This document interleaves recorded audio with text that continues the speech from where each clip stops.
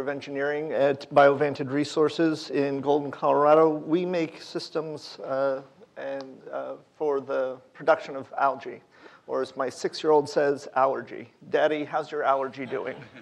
The allergy's doing fine, Asher. Our target market is wastewater treatment. Water is a problem throughout the West already, and it is rapidly becoming a problem elsewhere. There's not enough fresh water, and there's too much polluted water. One of the solutions in any commodity shortage situation is recycling, in this case, water reclamation. Wastewater treatment, and forgive me, the animations don't go with a 6-minute presentation.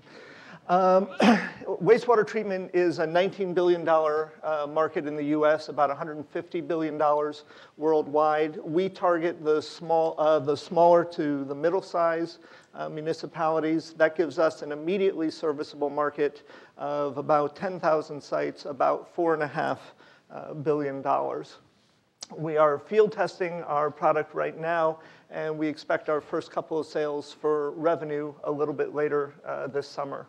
We have raised, between friends and family and angel, a little more than $750,000 right now. We're going to complete that to about $1 million and then aim to raise industrial money towards the end of the year. I'm sorry, institutional. My brain's already on the next slide. The current solution to the problem is a mechanical system that is very power hungry, very expensive to install, expensive to operate, and at the end of the day does not do an especially good job of cleaning the water. And the cost of it is generally out of the reach of smaller municipalities. Our system, which for the record does not include a green pitcher, is a biological-based solution to the same problem. Our system sits next to the wastewater lagoon. It produces algae, which is poured into the lagoon, and then operates with bacteria that are already there symbiotically to remediate the waste. So the algae produces O2 used by the bacteria produces carbon dioxide used by the algae, and both of them, as they're metabolizing, are breaking down the waste. This solution is very effective. As I mentioned, it uses a lot less energy than a mechanical solution, so it's very cost effective. It's biologically friendlier, and for certain key constituents in municipal waste, particularly the phosphorus and the nitrates, it works better than the mechanical solution. Again with the animations. What we've done is we've started with something that has been in development for several 100 million years. Algae is biology's approach to wastewater remediation. We've taken bioremediation expertise on our team. One of our team has been doing this in truth for almost 40 years. He doesn't like that said aloud.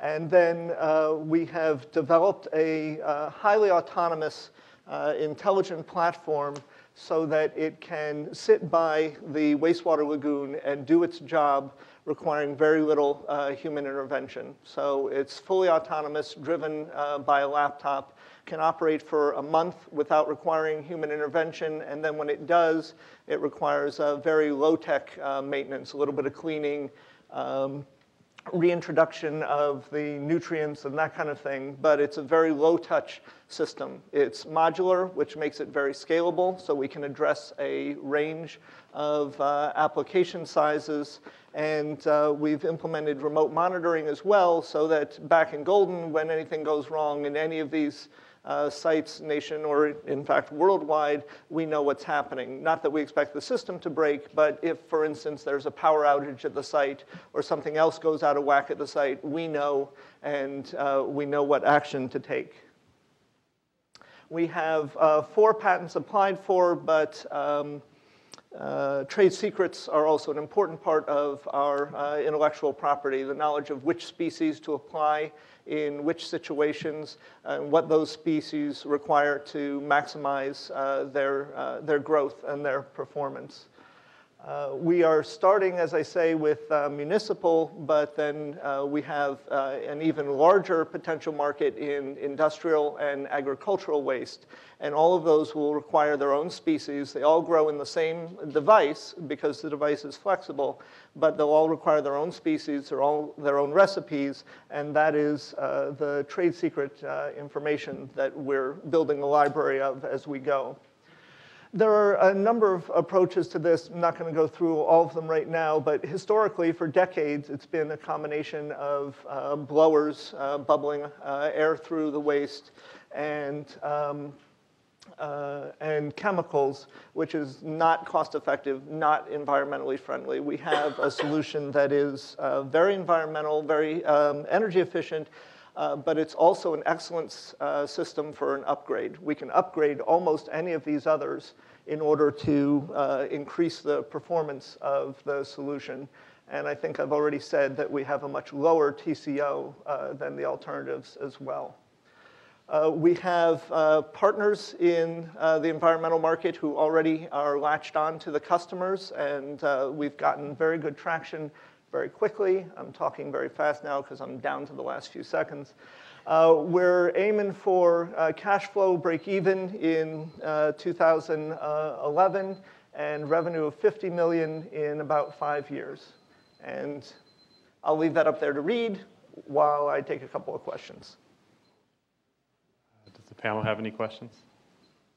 Sure, you were just about to hit on the distribution channel. Yes. Would you slip to the next slide here? It's always one of the great questions about water or water treatment. Yes. Is how do you handle, slow sales cycles to tens of thousands of potential customers?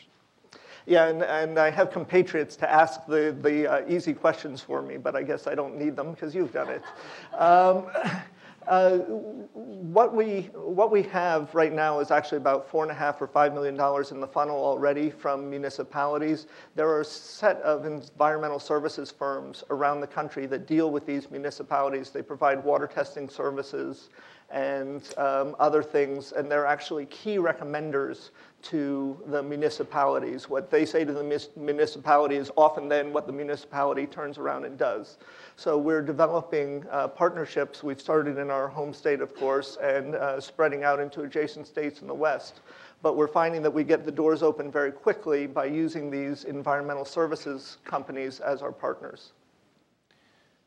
So when you upgrade one of these things, are you taking advantage of the existing system, or are you ripping it out and adding some sort of stirrers or mixers or something?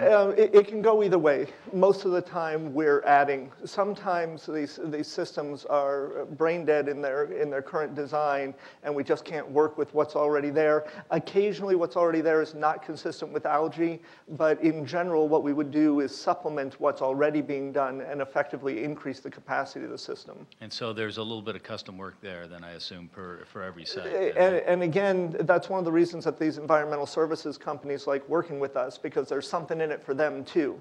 They get to consult to the municipality, participate in the upgrade of the system, and then they get their revenue, and then we do as well. And the algae system sort of monitors what's going on and puts more algae in the pond as necessary? The algae system puts a certain baseline amount in every day for standard operation. It has the ability, if something goes wrong, if there's a storm that washes out the lagoon and we have to start with all new water, if there's been an episode of some industrial pollutant or something like that, and we have to do more, we hold more in reserve to do that. So there's the baseline amount we always do, and then more that we can do in reaction. And what happens to the algae? Does it get...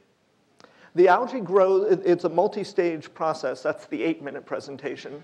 It's a multi-stage process which algae is only in one of the stages. One of the stages immediately after the algae settles the algae out so that it doesn't go into the effluent. And the algae can, in fact, be harvested just as is in suspension in water. It's what one of our first customers will do, and use it as a liquid fertilizer for the municipal golf course. So these guys already have a series of ponds that are set up for steps? They have a series of ponds that are set up. They're not adequate to the growth in the community, and so we're going to give them that upgrade, and then as a byproduct of it, they'll have the algae. Talk to me a little bit about how you build this library of algae strains. It strikes me that's ultimately the core value that you're building in the company, and that's what could really create a pretty attractive acquisition.